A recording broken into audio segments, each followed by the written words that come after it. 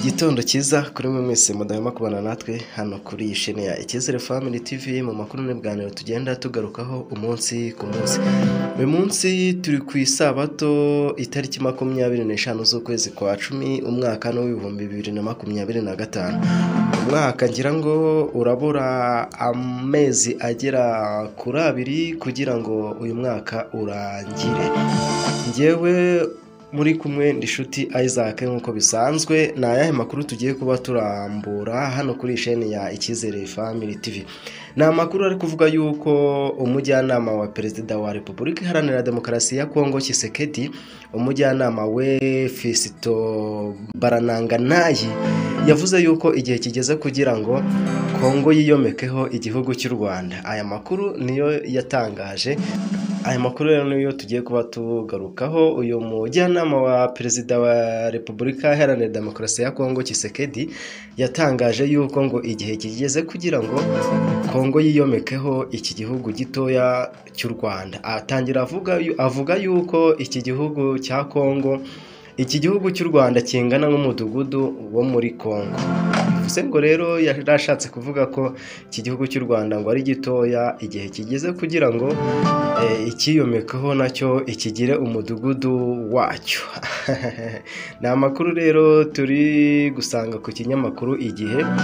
Ni inkuru yanditswe ku itariki 26 z'ukwezi kwa 10 umwaka wa 2025, ikaba yaranditswe ku isaha y'isa 10:50. Ngewe amakuru ngenda mbagezaho ni amakuru dusoma mu bitangazamakuru bikorera ku butaka bw'u Rwanda, ndetse hari n'igihe dusoma amakuru mu bindi bitangazamakuru bikorera mu bindi bihugu bigiye bitandukanye, ariko amakuru mba mbagezaho aba yizewe. Niyo mpamvu mba mbabwira aho ayo makuru ari, source yaho ari aturuka, namwe mukaba mwagerayo mukayisomera.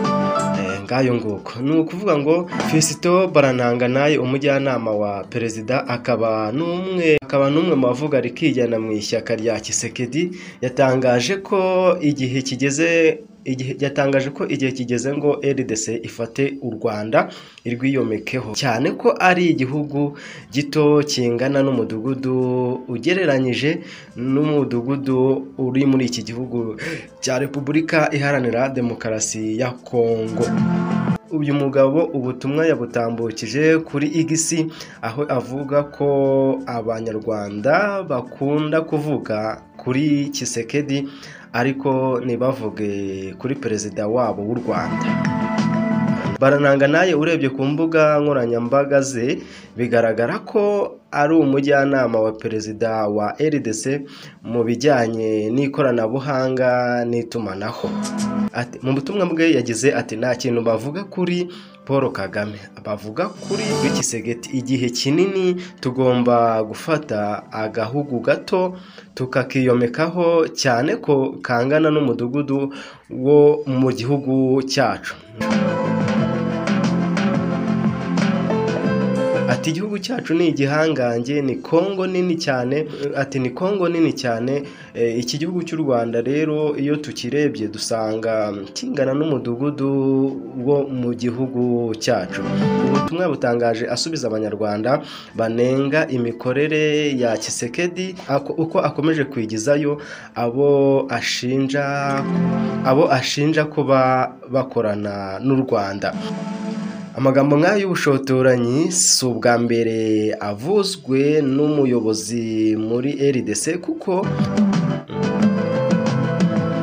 kuva ibihugu byombi byatangirana kugirana umwuka mubi, RDC yakomeje kwibasira u Rwanda, bigera naho Tshisekedi ubwe avuga ko yiteguye gukuraho ubuyobozi bw'u Rwanda, kandi ko azanashyigikira uzabigerageza wese.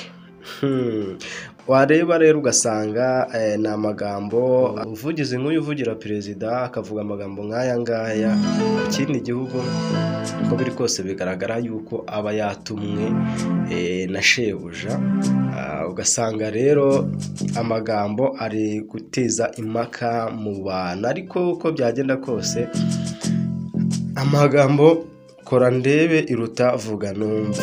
Umunyarwanda yavuze ngo kora ndebe iruta vuga numve. Burya ngo ururimi naho rujya ruhurira n'umuntu cyangwa se no mu bikorwa. Ururimi ngo rushobora kubaka etaje ikuzura umunsi umwe cyangwa se ikuzura mu minota, ariko biragoye kubishyira mu bikorwa. Bivuze ngo vora ndebe iruta vuga numve. Ngayo nguko rero byaba abayobozi Fiston Barananganayi uri guteguza ko bagiye kwiyomekaho iki gihugu cy'u Rwanda, kandi ntibamenye yuko burya ushobora gusanga sare bubukana uruki ruba rufite, ubukana ivubi ruba rufite. Ngayo nguko rero nayo makuru twari tuzindutse tubagezaho ku bakunzi bacu ba Icyizere Family TV. Ngende inshuti Isaac, rero mukomeze kubana natwe.